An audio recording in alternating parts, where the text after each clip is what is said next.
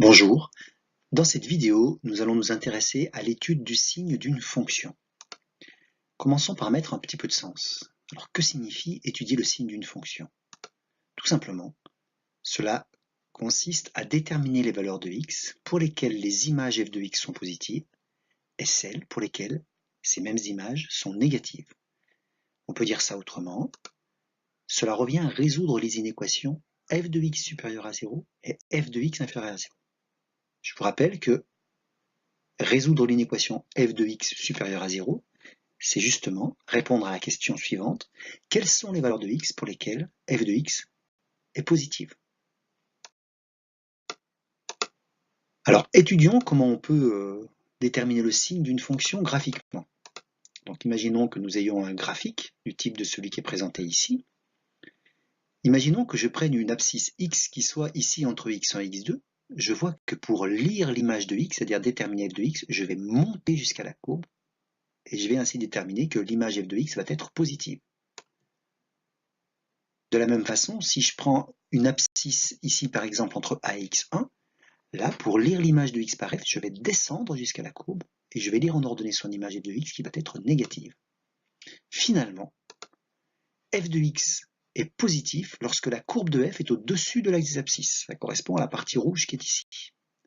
De la même façon, f de x va être négatif lorsque la courbe de f est en dessous de l'axe des abscisses. Ça correspond donc aux deux parties de courbe qui sont ici. On peut résumer tout cela dans un tableau de signes.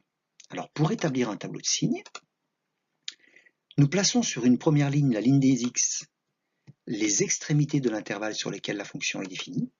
Ici, elle est définie sur l'intervalle AB, donc je place A et B aux extrémités.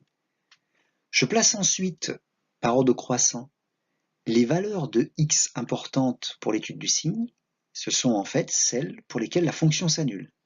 Graphiquement, cela correspond aux valeurs de x pour lesquelles la courbe touche l'axe des abscisses. Donc j'ai placé x1 et x2.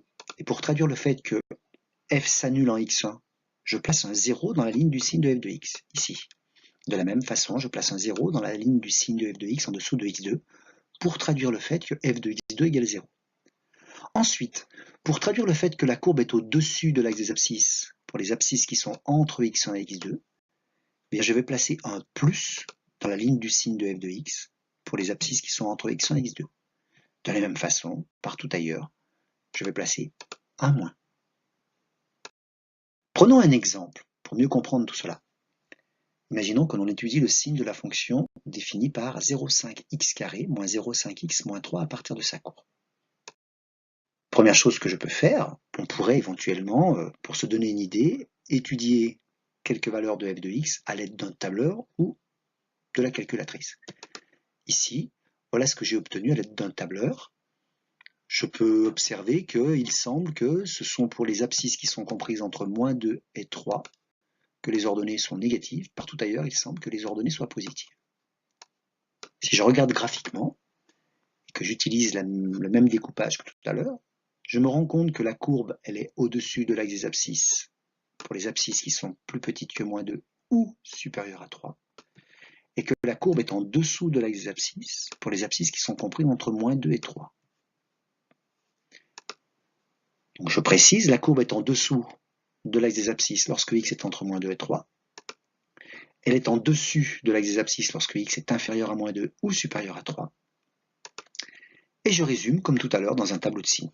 Donc je place les extrémités. Ici, la fonction est définie pour tout x appartenant à R. Donc je précise qu'il n'y a pas de limite à gauche et il n'y a pas de limite à droite pour les x. Je traduis cela en mettant un moins l'infini à gauche et un plus l'infini à droite.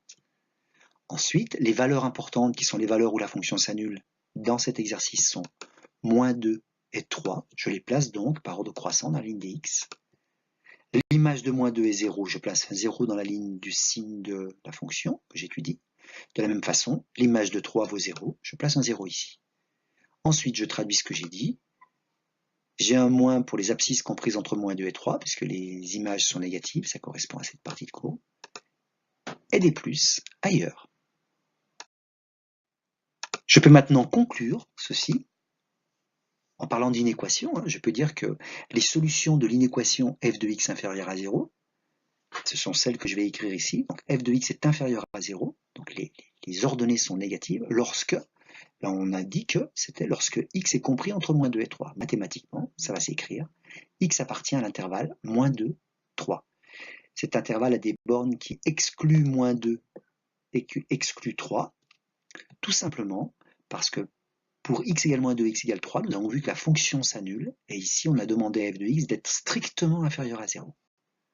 De la même façon, on obtient que f de x supérieur ou égal à 0 lorsque x est inférieur ou égal à moins 2 ou lorsque x est supérieur ou égal à 3. Mathématiquement, ça va s'écrire comme ceci. X appartient à moins l'infini moins 2, ça correspond aux nombres x qui sont inférieurs ou égaux à moins 2, que je vais réunir avec le symbole union aux nombres qui sont supérieurs ou égaux à 3, ça se traduit par les nombres de l'intervalle 3 plus l'infini. Voilà pour cette première étude de signe d'une fonction. Nous verrons dans une prochaine vidéo comment nous pouvons appliquer ces connaissances pour étudier le signe d'une fonction affine. À bientôt.